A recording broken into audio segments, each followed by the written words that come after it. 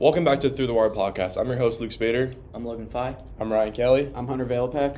And in this state, there's been some big controversies about transferring from school to school, but now it's from state to state. So what are your guys' opinion on that? I mean, I think it's truly a hot topic in this state, but like the state to state stuff, it just seems to be getting out of control right now. And my personal take is, I think you should be playing for your zip code. Where you live is where you live, and that's where you should play.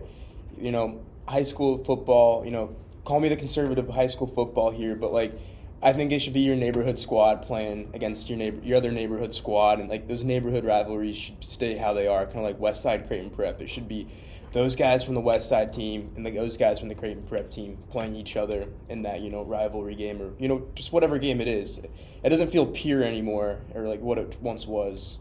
I agree, and you said the Creighton Prep West Side rivalry just as big as the Millard South, Millard North, and those two schools have got the most transfers, it seems like, in the offseason. Millard South getting the four-star quarterback that's committed to Nebraska, now the number one player in the state, Trey Taylor, to go alongside him, Tay Ellis, two just unworldly players that you wouldn't even really think would play in Nebraska, and now they're just popping up in the scene out of nowhere, it seems like. Yeah, it's kind of crazy to think that kids from Illinois and Texas would now be coming to play for Nebraska in Nebraska high school football system. But, I mean, for Millard South, it's good for them. They get a lot of good talent. They get a lot of good players. But, in my opinion, you should probably just play for a national championship at this point instead of a regular state championship. And I agree. And on the Millard North side, you have transfer Torrey Pittman, who was formerly the best player in the state. So it's like almost like these rivals are just not going to mean as much anymore. You don't got that bad blood in between each other that you've been building up your whole high school career and going dating back to middle school. Yeah, it also, you could argue it's good that it's bringing national attention towards the state. Millard South ranked in the top 25 nationally. Bringing in top talent from across the country brings a lot of eyes towards the state.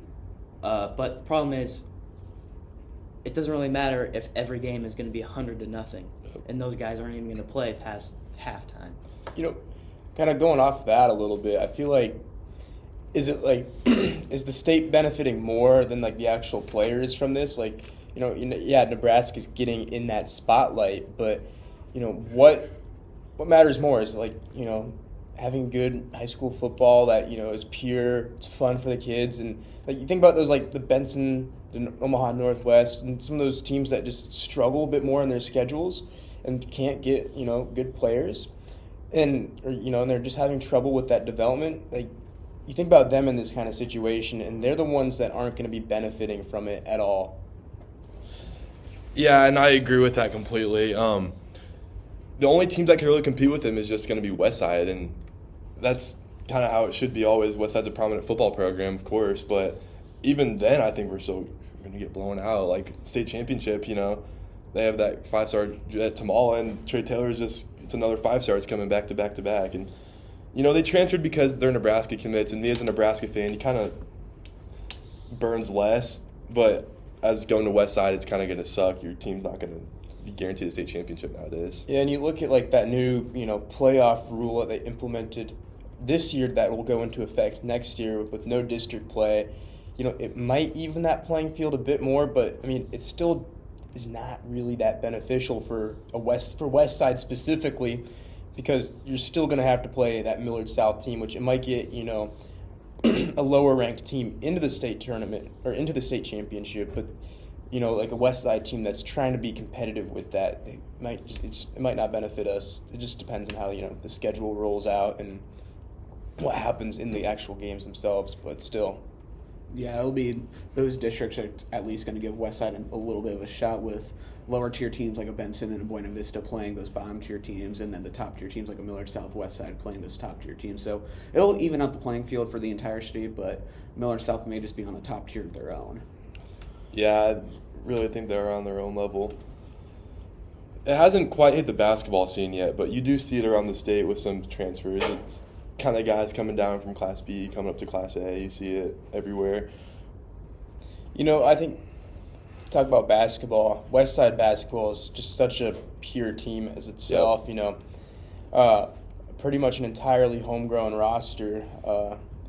guys play. You saw them play at the middle school, like Emery Geddick, Will Preston, Cole Anderson, and now those guys are up here, star players that are committed to play for university ball. So I mean, it just shows that you can be a top-ranked team and not have to recruit to play. Like, I think more teams should I think more light should be shined on this, guys, because if you can grow a good team, which that's just going to fluctuate by the years. Like Westside baseball hasn't been good since the early 2000s, and they could be on a rise now with the new coach. But that's how high school sports should be. Is they should just kind of fluctuate throughout kind of the decade, and as time goes on, the teams should be good, and then they should drop off a little bit. So, but this Westside team kind of needs to be studied a bit, because I mean it's quite an impressive roster for basketball. Yeah, it's just going to be a line between what you can bring in as a transfer and then what you can bring in development-wise. We can see it, like Brian said, with Westside basketball.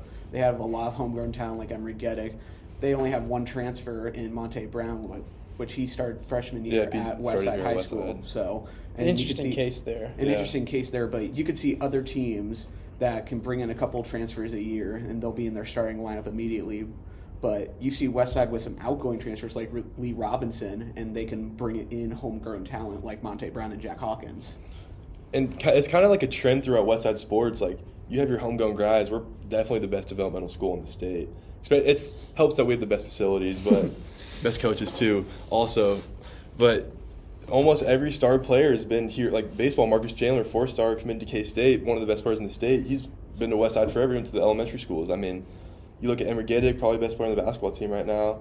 Braylon Warren, he's been here for he knew he was going to come here his whole time. So it's kind of just that homegrown talent that really makes Westside special and different from Millard South. I'd say it's just kind of those little things that if it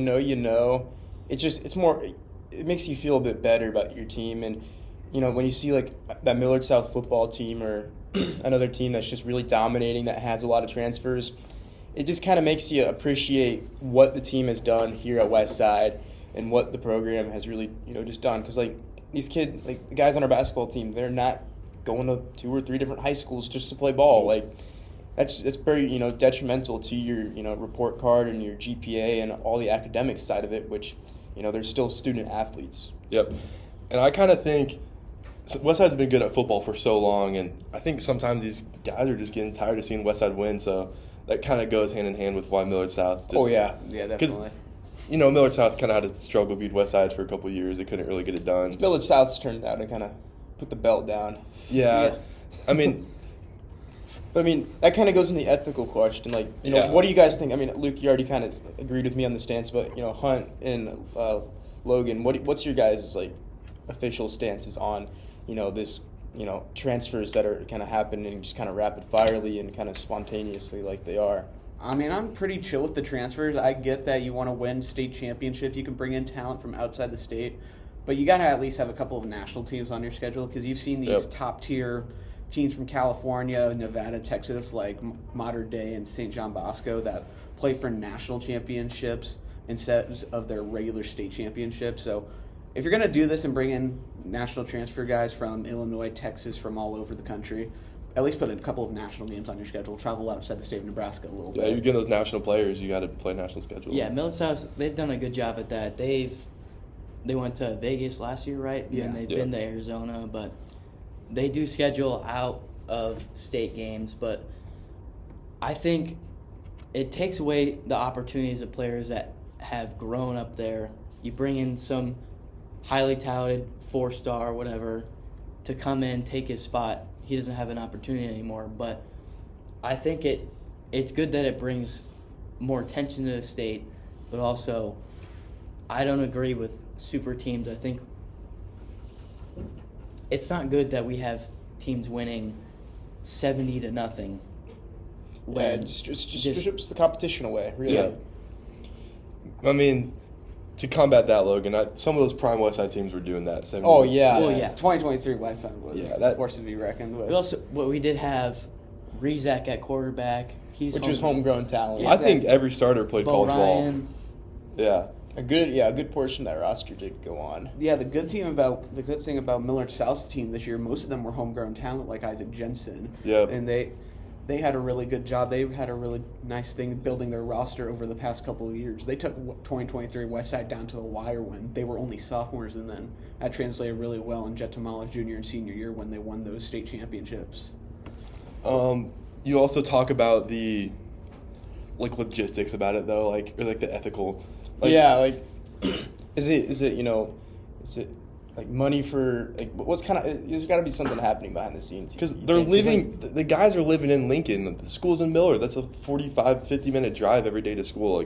Are they really going to school every day? Who knows? That's something you got to look into a bit more with the NSAA bylaws and then 90-day transfer rule and all that fun stuff, which is complicated in legal terms, but that's something to look into that we will have a story on written for Westside Wired in the next week or two here, but an in-depth view of the bylaws. But I mean, just kind of the thought process and the morals behind it. I mean, we get that there's good for it. Hunt, you can't really say anything because you're an Iowa football fan, but as a Nebraska football fan, yeah, you get over there. But as Husker boys ourselves, this looks good for us, right? Yeah. But also, why is Matt Rule not in the 2026 class? But that's a whole other argument and a whole other debate for another day. But the big thing, it's good for us being Husker football fans. You like to see this come in, but I kind of feel for those guys from Benson, Northwest, and those schools that just kind of struggle with their football teams because it might not be entirely fair, and it's just kind of sweeping them under the rug a bit. And then it's I don't know. That's the whole kind of thing there with that, but. And that's our take on the whole transfer stuff going on in the state of Nebraska. So thank you guys for your time, and we're signing off.